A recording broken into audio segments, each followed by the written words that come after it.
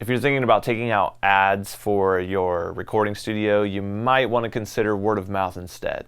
Take it from me, and I know this to be true, word of mouth is going to be the most powerful marketing tool for your career.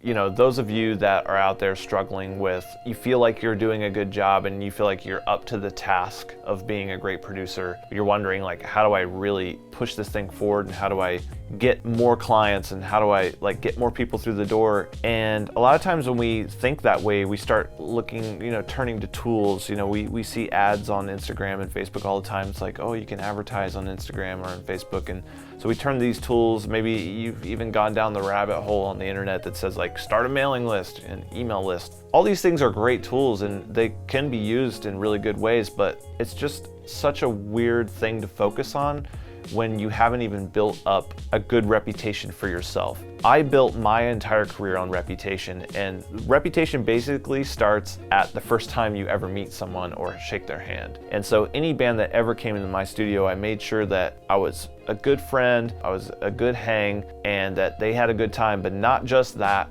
they also walked away from my studio with the product that they wanted, they had the time that they wanted, and the experience that they wanted. And when you do all of those things, what you're doing for yourself is you're creating a walking, breathing ad. The person leaves your studio, they go on to do things like go on tour with other bands. They go into these record label meetings, they have managers, they meet people. And when they meet people, they're gonna say good things about you because they did have that really good experience in your studio. And so really, word of mouth is one of the most powerful forces that you have behind you to market you as a producer. I can count so many times in my career where a band came in, I did a really kick-ass job, and they had a great time. And so then they went on Warped Tour and talked to 20 other bands all summer long about how awesome it was to record with me. And then the next summer I was booked up with at least 3 or 4 of those bands, and those bands went on to do something crazy. And so really it's just about stacking all of these experiences up and doing a good job. And then, if you hedge your bets correctly, all of those people are gonna have great things to say about you, and you're gonna be booked up for months. Let's think about it this way, a band comes in and you do a really kick-ass job and their record sounds awesome, but you're a boring dude and the band hates spending even one more minute with you.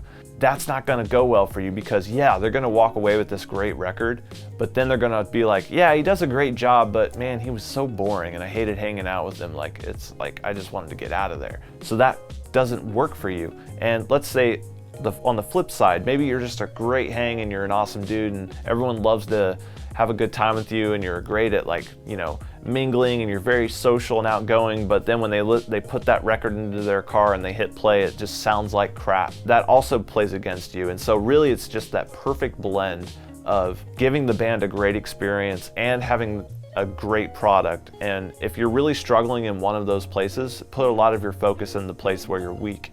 So if you're really weak at being social, go out to more shows. If you're really weak at getting a good product, then spend more time on your craft and focus on putting more time and energy in getting a better product. Because once you get that perfect storm, people are gonna walk away from working with you with really good things to say about you, and that word of mouth is going to be the driving force behind everything that pushes your career forward.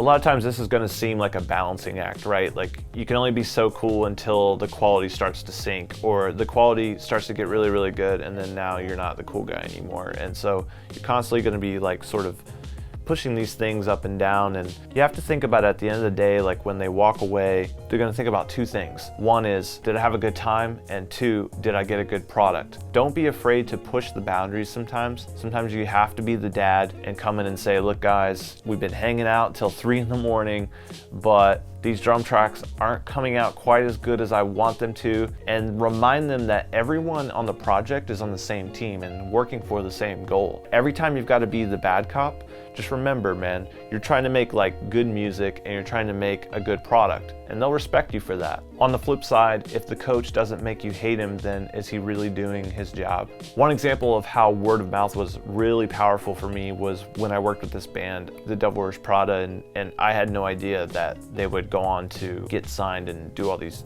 amazing tours and be this huge band, sell all these records. But when I saw them live in this small coffee shop in Richmond, Indiana, and I actually played the show with them, I was in a band at that time, I was blown away by their set, and I just knew I had to record this band, so I convinced them to come record with me. And when they came to record with me, we did this little EP, and like the thing that was crazy is they got signed right after they put that EP out, and the record label that signed them was happy to just let the band choose who was going to record the record, and the band chose me because they had such a great experience. And that's just one huge example. You know, I went on to do like 7 records with this band, and that's just an example of how it can matter so much. And when you're given that opportunity to work with somebody and they come in and they work with you and they trust you with their art and you do a great job and you give them a good experience, if they get signed, like who are they going to go to record with? Like hopefully it's going to be you, because you just gave them such a powerful experience and a powerful product. And so that went on to,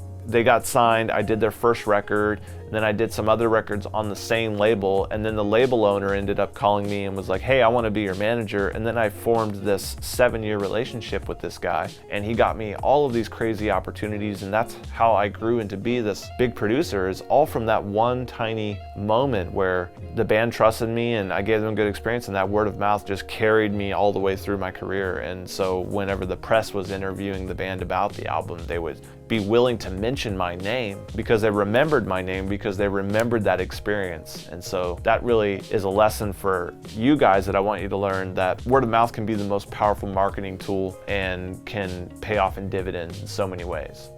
I can remember this time period when everything was sort of happening and bands were finding out who was making the records that they really loved, and people were actually looking up my name on the liner notes in the CDs, because they would listen to the record and they'd be like, damn, that record's so good, and they would look in the liner notes, see my name, type it in, and you know, I would be on MySpace, and so there was a lot of examples and stuff to pull from there. And the thing that would happen is, you know, if somebody found me that way, they would come into my studio, and then I would take it to the next level and give them this amazing recording experience. Our time together would be really precious. And the thing that would happen is you'd have these other bands from different cities and even different countries sort of seeing what this other band is doing, and they're thinking, man, everything that band is doing is really good. We should be looking like that band. We should be making songs like that band. We should be recording with who that band records with. And that word of mouth sort of spread online, and then all of a sudden you've got these bands